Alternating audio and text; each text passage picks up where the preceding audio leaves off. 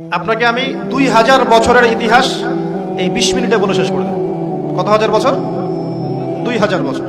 ইহুদি কারা? ইহুদি আর বনু ইসরাইল কি এক? উত্তর না। ভালো করে কথাগুলো শোনেন, এগুলো বই পড়তে অনেক সময় লাগবে আপনার, এবং ঘাটাঘাটি করতে অনেক সময় লাগবে, খুব অল্প সময় বুঝে নেন। ইহুদি বনু ইসরাইল এক নয়। বনু ইসরাইল কাদেরকে বলা হয়? ইব্রাহিম আলাইহিস সালামের ছেলে, এক ছেলের নাম ইসমাইল, এক ছেলের নাম ইসহাক।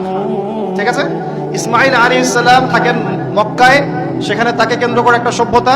এই বংশে সর্বশেষ নবী মুহাম্মদ সাল্লাল্লাহু আলাইহি ওয়াসাল্লামের জন্ম। তার মানে আমরা বনু ইসমাইল। আমরা কারা? বনু ইসমাইল। আমরা মুহাম্মদ সাল্লাল্লাহু আলাইহি ওয়াসাল্লামের কওম, উম্মাহ। আর এইদিকে আরেক ছেলের নাম হচ্ছে ইসহাক, যিনি থাকেন ওই শামে, ওই প্যালেস্টাইনে, ওই জেরুজালেমে, ওই জায়গায়, ওটা শাম। ঠিক আছে?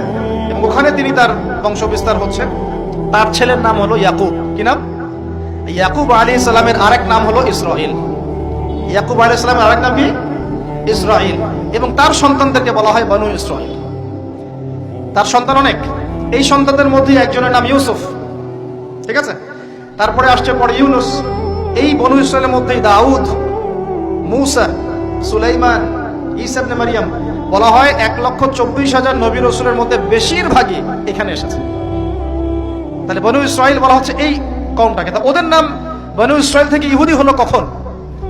যখন তারা ঈসা আলাইহিস সালামকে স্বীকার করলো না তখন। ঈসা আলাইহিস সালাম কি তাদের মধ্যে আসেন নাই?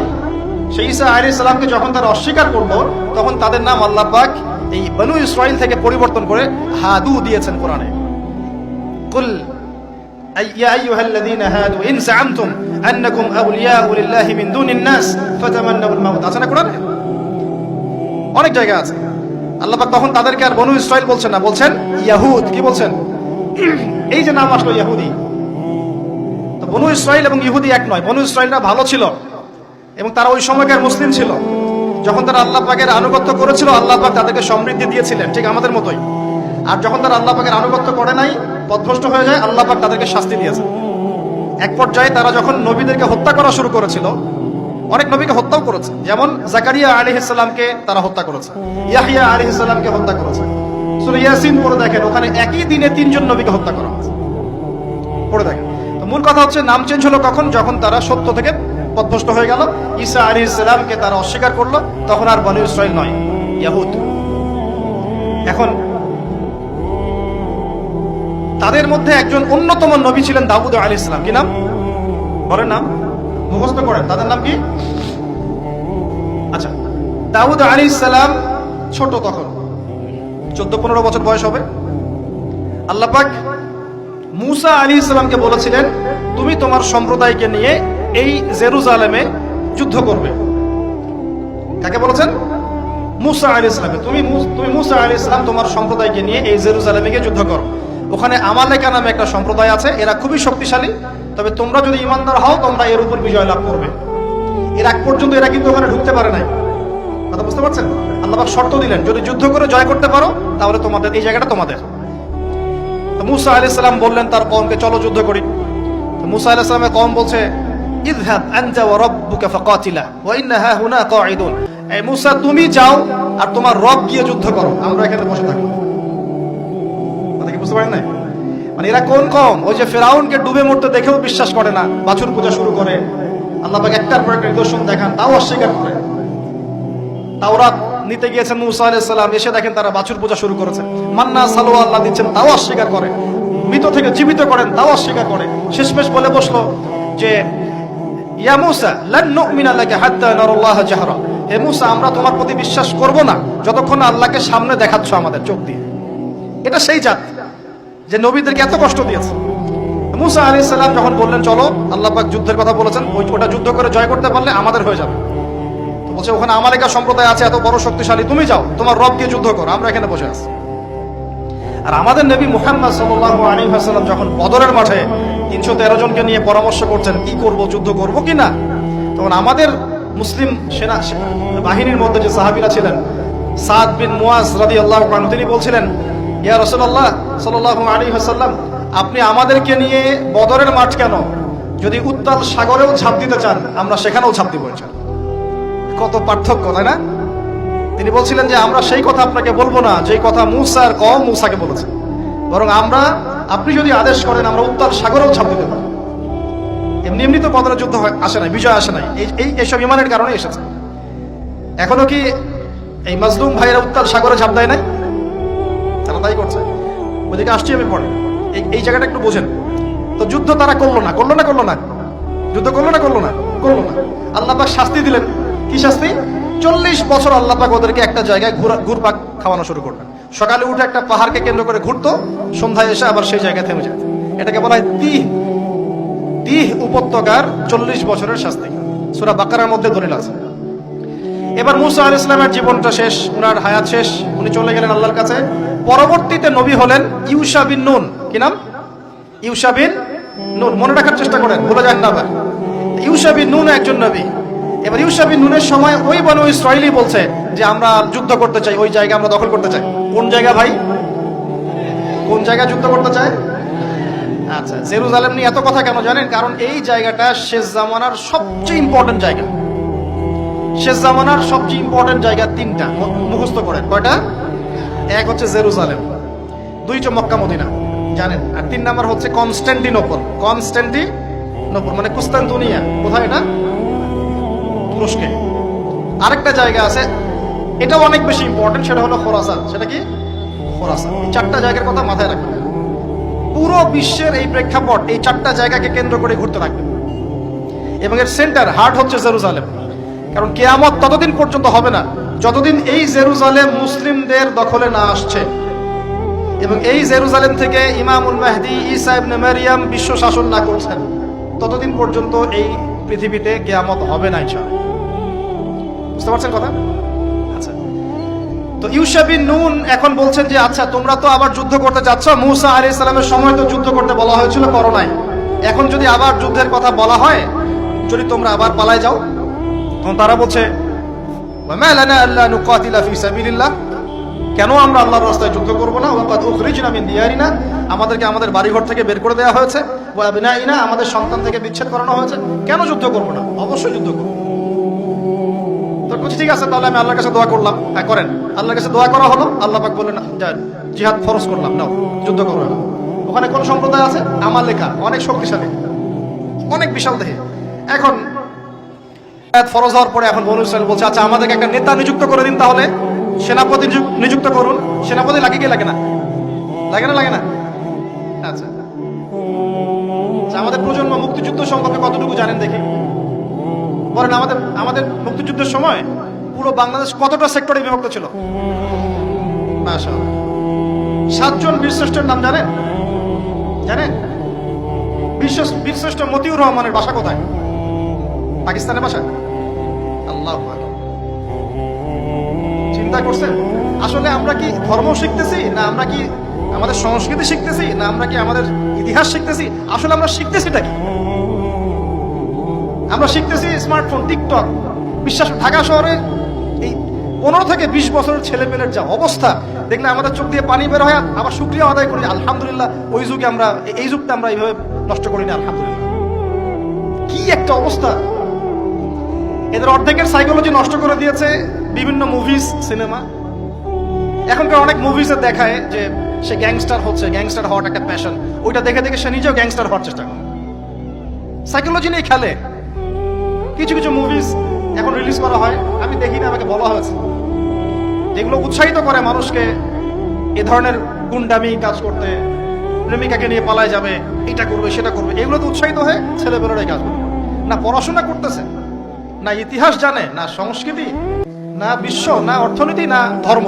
আসলে আসি কোন দিকে? এর যে আমাদের এর আগের এইজ যাদের বয়স এখন 50-60, এই জেনারেশনটা মাশাআল্লাহ অনেক ভদ্র ছিল। আমি হলফ করে বলতে পারি, আমার কথা আপনারা মন খারাপ করেন না, এটা আমার কনফিডেন্স থেকে বলছি। এখন যদি আরেকটা মুক্তিযুদ্ধ হয়, এই জেনারেশন অস্ত্র হাতে নিতে পারবে না। ওই অস্ত্র হাতে নিবে ওই যাদের বয়স 40, ওই 50, এরাই। আমাদের এই যে কিশোর গ্যাং, টিকটক জেনারেশন আর যুবক সমাজকে আপনি খুঁজেই পাবেন। আল্লাহ পাক আমাদেরকে হেফাজত করুন। আর এটার জন্য ভাই আমাদের যাদের দাড়ি পেকে গেছে আমরা দায়ী সমানভাবে। কারণ আপনি নিজের ফিকির করেছেন, আপনার সন্তানের ফিকির কোথায়? ছেলে সারা রাত পর্ন দেখে, আপনার মেয়ে সারাদিন ছেলেদের সাথে কথা বলে, আপনার মেয়ে ছেলে যে ডেট করতেছে এখানে ওইখানে, জেনা করতেছে, মদ খাচ্ছে, গাড়ি নিয়ে ধুমসে ড্রাইভ করতেছে মেয়েকে নিয়ে, আপনি মনে করতেছেন বাচ্চা ছোট আছে, বড় হলে ঠিক হয়ে যাবে। সুবহানাল্লাহ, আপনি বাচ্চাকে পড়াচ্ছেন না, কোরআন শেখাচ্ছেন না, হাদিস শেখাচ্ছেন না। জেনারেল লাইনে যে পড়াচ্ছেন, জেনারেল লাইনে পড়াশোনা করার পরে সে হচ্ছেটা কি, কি শিখলো? স্যারকে দেখলে থাপ্পড় মারে। এখনকার ছেলেপেলে অনেকে স্যারকে সম্মান করে না। স্যার নকল ধরে ফেলেছে, স্যারকে এক থাপ্পড় দিল। গুন্ডামি শিখেছে, গুন্ডামি, আদব, সবর, নীতি নৈতিকতা এগুলো নাই, উঠে যাচ্ছে দিন দিন। আমি আসলে ওয়াজ করবো কি নিয়ে, দাজ্জাল তো অনেক বড় ইস্যু। সত্যি কথা বলতে দেখেন, আমরাও স্কুলে পড়েছি, কলেজে পড়েছি, কিন্তু আমরা তো বেয়াদব ছিলাম না। বেয়াদবি এক জিনিস আর দুষ্টামি এক জিনিস। আমরা দুষ্ট ছিলাম, খুব দুষ্ট ছিলাম, দুরন্ত, খেলাধুলা পছন্দ করতাম, দুরন্ত, দুষ্টামি করতাম। স্যারদের সাথে আমাদের একটা ফ্রেন্ডলি সম্পর্ক ছিল, বন্ধুর মতো, কিন্তু আমরা কখনো বেয়াদবি করি না। এখন দেখবেন ওয়াজে আলেমদের সামনে গিয়ে বেয়াদবি করতেছে, ওলামায়ে কেরামের সামনে যে একটু মানে ভদ্রভাবে কিছু কথা বলে মাসালা জিজ্ঞাসা করে, ওখানেও গিয়ে বেয়াদবি করতে, কথা বলাই জানে না কিভাবে কথা বলতে হয়। আল্লাহর ওয়াস্তে ভাই, আকীদার আমলের এই যে আখলাকের সংশোধন করেন, না হলে আমাদের সামনে মহা বিপর্যয় অপেক্ষা করছে। আল্লাহ পাক আমাদের সবাইকে কথাগুলো বোঝার তৌফিক দান করুন বলি আমিন। অনেক লম্বা হয়ে যাবে, ওদিকে যাচ্ছি না, মূল জায়গা থেকে একটু শেষ করে দেব। আপনারা অনেকক্ষণ ধরে অপেক্ষা করছেন, একটু একটু খেয়াল করেন। তাহলে ইউশা বিন নুনের কাছে এখন এরা বলছে নেতা দাও, নেতা। ইউশা বিন নুন বলছে ঠিক আছে আমি দোয়া করলাম, আল্লাহ পাক তালুতকে নেতা বানালেন। কাকে? তালুত। এখন বনু ইসরাইল বলছে ওর নেতৃত্ব আমরা মানি না। কেন মানো না? যে ওর তো টাকা পয়সা নাই, ওর তো স্ট্যাটাস নাই। যে আমাদের কাছে নেতৃত্বের মানদণ্ড যেগুলা, আমরা টাকা পয়সা দেখে নেতা বানাই না। আপনার টাকা নেই, আপনি নেতা হতে আসছেন কেন? আপনার স্ট্যাটাস নাই, আসছেন কেন? ও বনু ইসরাইল একই কথা বলছে, ওর তো টাকা নাই, স্ট্যাটাস নাই, নেতা হবে কেন? তখন আল্লাহ পাক বলছেন যে ওয়াজাদাহু বাসতাতান ফিল ইলমি ওয়াল জিসম। আল্লাহ পাক তো তালুতকে দুটো কোয়ালিটি দিয়েছেন। আল্লাহ পাক তাকে শারীরিক শক্তি দিয়েছিলেন এবং জ্ঞান দিয়েছেন, প্রজ্ঞা এবং জ্ঞান দিয়েছেন। আর নেতৃত্বের মানদণ্ড কয়টা এখানে পেলেন? দুটা। শারীরিক শক্তি থাকতে হবে ঠিকঠাক, ফিজিক্যালি স্ট্রং না হলে তো সে ডিল করতে পারবে না, আর মেধা থাকতে হবে, জ্ঞান। আসলে কি এই দুইটা এখন নেতৃত্বের মানদণ্ড? সুবহানাল্লাহ, অদ্ভুত সিস্টেম বিশ্ববাসীকে দেওয়া হয়েছে। বিশ্ববাসীকে একটা অদ্ভুত সিস্টেম দেওয়া হয়েছে। একজন মেজর, একজন কর্নেল, একজন বিসিএস ক্যাডারের মানুষ এমন একজন মানুষকে স্যালুট করে যে মানুষটা অক্ষর জ্ঞান নাই, নামও স্বাক্ষর করতে পারে,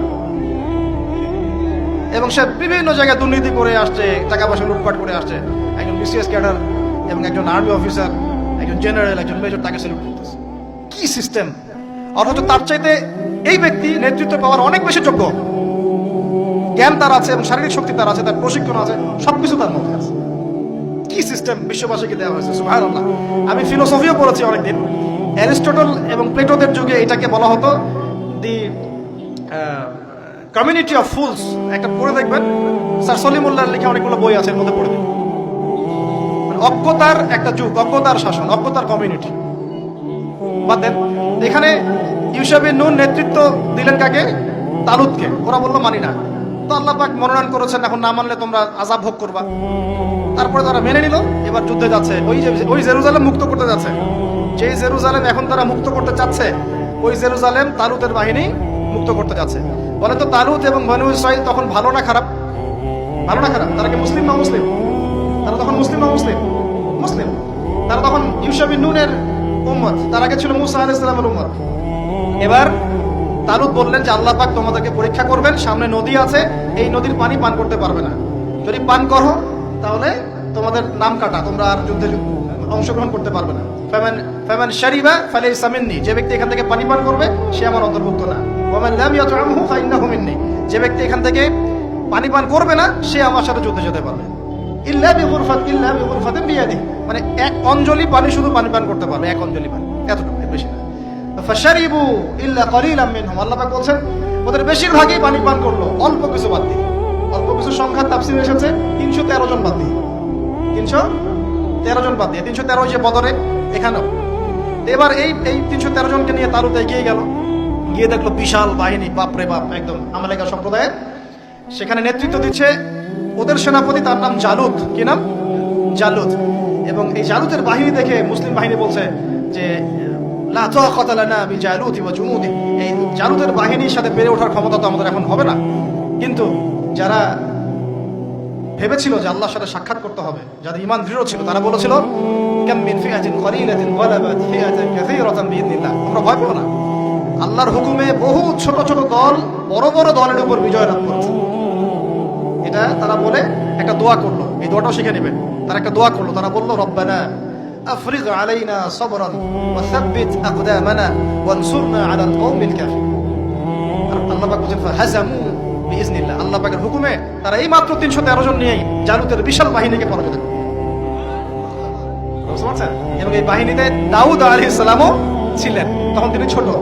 দাউদ আলাইহিস সালাম জালুতকে হত্যা করলেন। কিভাবে হত্যা করলেন সেটা আসছে যে এই গুলতি নিক্ষেপ করেছিল দাউদ আলাইহিস সালাম, আর তার চোখে গিয়ে লাগে জালুতের, এতেই জালুত মারা যায়। তো এখন মূল কথাটা হচ্ছে, দেখুন এই বনু ইসরাইল এই যুদ্ধে জয়লাভ করে এই বাইতুল মুকাদ্দাস বা জেরুজালেম জয় করলো। এই যে তারা প্রথমবার এখানে ঢুকলো, এর আগ পর্যন্ত কিন্তু ঢুকতে পারে না। এবার আল্লাহ পাক তাদেরকে বললেন, তোমরা এখানে যদি আমার আদেশগুলো মেনে চলো, এই জায়গা তোমাদেরই, তোমরা এখানে থাকবে। কিন্তু যদি তোমরা আদেশ না মানো, আমার বিরুদ্ধাচরণ করো, তোমাদেরকে এখান থেকে বের করে দেব। আর আল্লাহ পাক এটা বলেও দিলেন, লা তুফসিদুন্না ফিল আরদি মাররাতাইন, তোমরা কিন্তু দুইবার সীমা লঙ্ঘন করবা, আমি কিন্তু সতর্ক করছি তোমাদেরকে। কয়বার? দুইবার।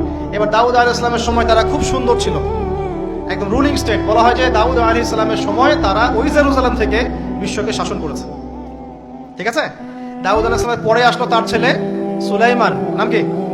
সুলাইমান আলাইহিস সালাম। এই সময় আরো সমৃদ্ধি লাভ করলো, এত সমৃদ্ধি যে বাতাসের উপর নিয়ন্ত্রণ। জিনরা ডুবুরির কাজ করে পাথর এনে দেয়, জিনরা ডুবুরির কাজ করে মণিমুক্তা এনে দেয়। জিনদেরকে দিয়ে এই যে বাইতুল মুকাদ্দাস তিনি নির্মাণ করালেন আবার, তাই না? এই যে বাইতুল মুকাদ্দাসের কথা বলছি। তারপরে বাতাসকে যদি বলেন এখান থেকে আমাকে নিয়ে যাও, 1 মাসের পথ 1 বেলায় চলে যাচ্ছে। পিঁপড়া হাঁটছে, সুলাইমান আলাইহিস সালাম পিঁপড়ার ভাষা বোঝেন, পাখির ভাষা বোঝেন। তারা তেলাওয়াত করেন, মাছ এসে তেলাওয়াত শুনে। মানে এমন একটা সভ্যতা, এই সভ্যতা পৃথিবীতে আসেনি কখনো। এবং আপনি যতই সায়েন্স এন্ড টেকনোলজির কথা বলেন না কেন, এই লেভেলে আপনি যেতে পারবেন না, কখনো পারবেন না। কারণ সুলাইমান আলাইহিস সালাম একটা দোয়াও করেছিলেন, রব্বি হাবলি মুলকান, আল্লাহ আমাকে এমন রাজত্ব দান করুন, লা ইয়ামবাগি লি আহাদ, যেমন রাজত্ব আপনি কাউকে দেন নাই কখনো। পৃথিবীর ইতিহাসে সুলাইমান আলাইহিস সালামের মতো রুলিং স্টেট কোনোদিনও ছিল না, আসবেও না।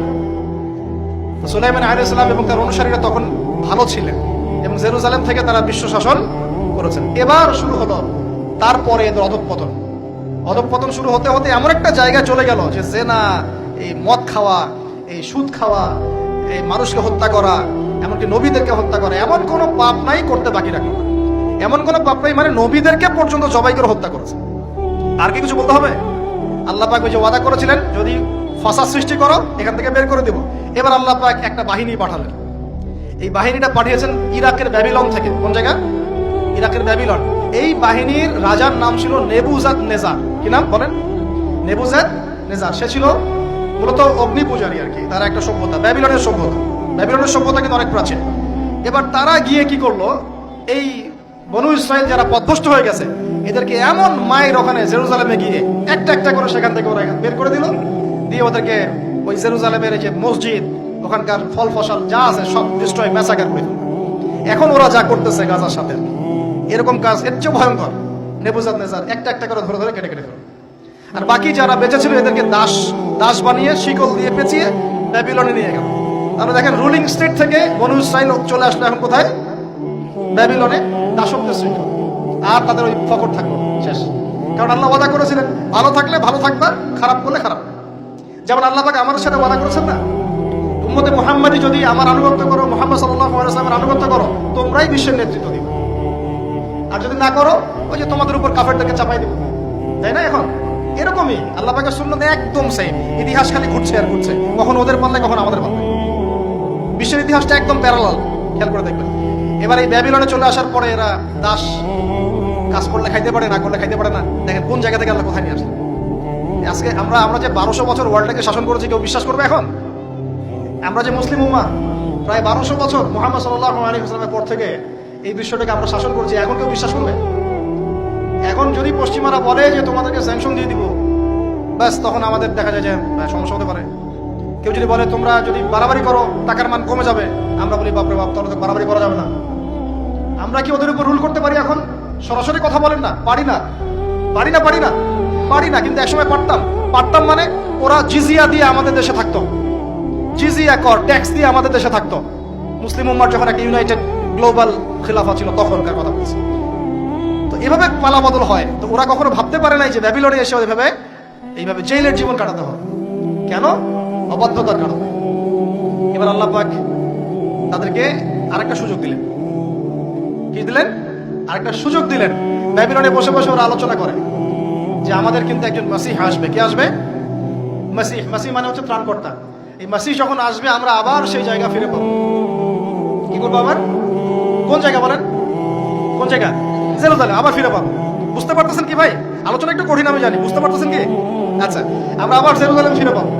তো ওরা এখন এগুলো আলোচনা করে যে আমাদের তাওরাতে লেখা আছে, আমাদের তালমুদে লেখা আছে যে শেষে আমাদের একজন মাসিহ আসবে, ওই মাসিহ আসলে আবার ওই জায়গা আমরা ফিরে পাবো। তোমরা টেনশন করো না, হতাশ হয় না। আমরা যেমন বলি না যে এখন দুরবস্থা চলছে, তাতে কি আমাদের মাহদি আসবেন, ঈসা ইবনে মারইয়াম আসবেন, আবার আমরা খেলাফা ফিরে পাবো, বলি কিনা? হাদিসে তো আছেও। ওরাও এরকম চর্চা করে। করতে করতে আল্লাহ পাক তাদের দিকে মুখ ফিরিয়ে তাকালেন, দয়া করলেন, দয়া করে আল্লাহ পাক মাসিহকে পাঠালেন। সেই মাসিহের নাম কি? ঈসা আলাইহিস সালাম। কিন্তু এই হতভাগা জাত ঈসা আলাইহিস সালাম যে তাদের মাসিহ, এটা তারা বিশ্বাসই করলো না, বরং তাকে জারদ সন্তান বলে গালি পর্যন্ত দিল। জানেন না? মারিয়াম